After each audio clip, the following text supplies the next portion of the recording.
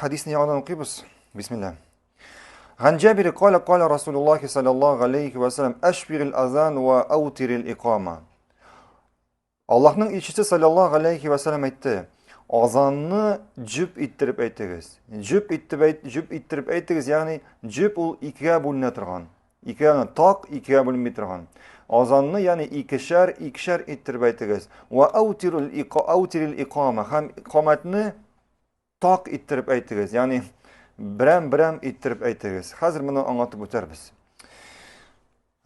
Bizning farz namozi o'qir oldindan azon ham qomat aytu kerak. Farz namozi o'qir oldindan azon ham qomat aytu kerak. Ham payg'ambarimizning sunnatida, ya'ni payg'ambarimiz bizga aytdi, azonni ikişer aytirgan, ham qomatni biram aytirgan. Hozir mana misolda aytib o'tarmiz. Masalan, azonni aytganda durust aytirib aytuv nechik bo'ladi? Allahu Ekber, Allahu Ekber. Allahu Ekber, Allahu Ekber. Mana ikkiga bo'ldik Allahu Ekberni. Shundan so'ng Eşhedü en la ilahe illallah, eşhedü en la ilahe illallah. Ikkiga bo'ldi. Eşhedü enne Muhammeden Resulullah, eşhedü enne Muhammeden Resulullah. Yani har birisini ikkishar deb qo'yamiz. Hayya alas salah, hayya alas salah, hayya alal falah, hayya alal falah. Bularni ikkishar deb qo'yamiz. Allahu Ekber, Allahu Ekber. La ilahe illallah. Baritik la ilahe illallah so'zingina oxirida bir topqir aytiladi. Ham kimdir so'roq bersa, ya'niga so'ng la ilahe illallah oxirida bir topqirni aytiladi deb. Chunki payg'ambarimiz sallallohu alayhi va sallam azonni o'rgatganda bizga naqshlar o'rgatdi. Azonni o'rgatganda, ya'ni bizga tugul sahobalar bizga xabar etdilar, naqshlar o'rgatdi. Ham shunga ko'ra bugungi kunda ko'rga to'g'ri kelib, qo'y bir muazzinlar azon aytganda, masalan, Allohni boytar azonni. Allohu akbar. Allohu akbar. Allohu akbar. Allohu akbar. Takbirni durd so'z bilan aytdilar. Durdga bo'ldilar. Durustmi bu? Yo'q, bu durust emas. Durust aytuv payg'ambarimiz sunnatidan to'g'ri kelgan. U şu takbirni ikkiga bo'ladi, ya'ni ikkishar. Ya'ni durust bilan shular bo'ladi. Allohu akbar, Allohu akbar. Allohu akbar, Allohu akbar. Ya'ni takbirni ikkiga bo'ldik. Ikki so'zni birga qo'shdik. Anladingizmi? Shunga ko'ra azonni ikkishar aytuv sunnat bo'lib turadi. To'yib, davom etamiz.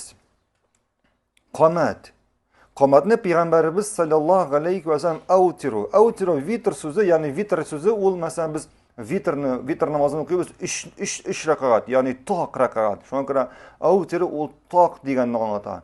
Shunga ko'ra qomat aytganda masjidda bo'lsinmi, uyda bo'lsinmi, er kishi bo'lsinmi, xotin qiz bo'lsinmi, qomatni aytganda biram aytilishi kerak. Nechga aytamiz?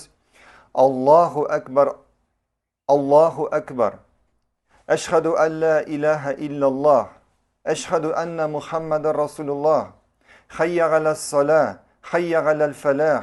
Qad qamatis salah. Qad qamatis salah. Allahu ekber. Allahu ekber. La ilahe illallah. Shunga ko'ra biz har bir takbirdan ham qad qamatis salatdan qola har birisini birer topqirni aytdik.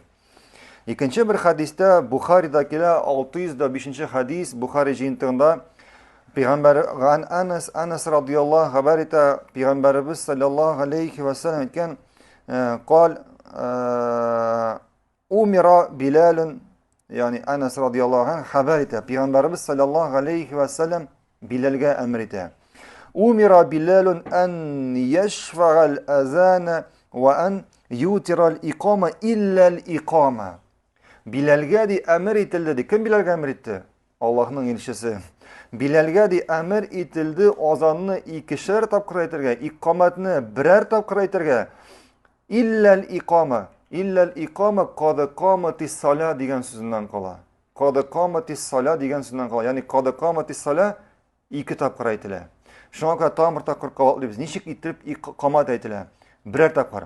Allohu akbar, Allohu akbar. Mana bir topqir bo'ldi. Eşhedü en la ilahe illallah. Eşhedü enne Muhammeden Resulullah.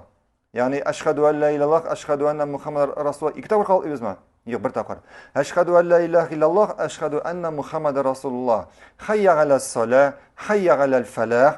Qad qamati salah, qad qamat salah. Yani qad qamati salahni iki taqir qilamiz. Allahu ekber, Allahu ekber, la ilahe illallah. Anladınız mı?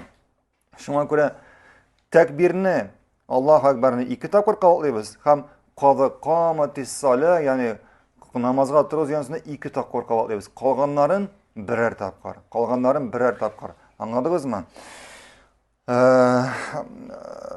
Devam etamiz. Devam etamiz. Yok, bitmedi bu hadis. Şulay yok azan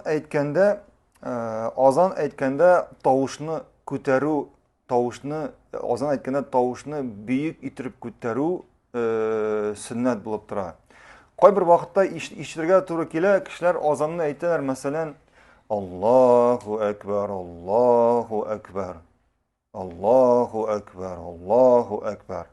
Akringina shuni tovush bilan. Yo'q, sen azon aytasan ekan, tovushingni ko'tarib, kishilar eshitirlik ettirib, qishqirib aytlar kerak. Masalan, Allahu akbar, Allahu akbar. Shoy turib, zo'r etib tovushni ko'tarib azonni aytlar kerak. Shundan shular golimlarimiz aytadi, ni uchun azon ikkishar taqir qavatlanadi, qomat bir taqir qavatlanadi. Azon ikkishar taqir qavatlanadi, chunki azon ul mescidden yiroqda bo'lgan kishilarga namoz, u hozir namoz vaqti yetgan, namoz o'qilashaq ekanini xabar etish uchun, kishilar eshitsin uchun, yiroqda bo'lgan kishilarga. Qomat endi azonni eshitib kishilar kelgandan so'ng masjidga imom chiqib qomat ayttirar. Shunga ko'ra qomat endi u shu masjidda bo'lgan kishilar uchun ham qomatni, shunga ko'ra qomat birer taqir aytilar. Shulay bizning ko'p kishilar o'ylaylar, azon aytgan kishi shul kishi qomat aytirga tegishli deb. Qomat aytirga tegishli. Buni vojib deb o'ylar. Masalan, masjidlarda ko'rga to'g'ri kelar. Masalan, bir kishi azon aytdi ekan, boshqa kishiga qomat ayttirmaylar. Naq shul kishi qomat aytirga tegishli deb o'ylar. Bu durust, bu o'ylov durust tugul. Azonni bir kishi aytala, qomatni ikkinchi kishi aytala. Shulay azonni bir kishi aytala, ham qomatni shul kishi aytala. Problemi yo'q. Bulayda yaray, tigilayda yaray. Anladingizmi? Ham endi shunga ko'ra qomatni azon aytgan kishi aytirga tegish degan bir sahih hadis da yo'q. Allohu a'lam.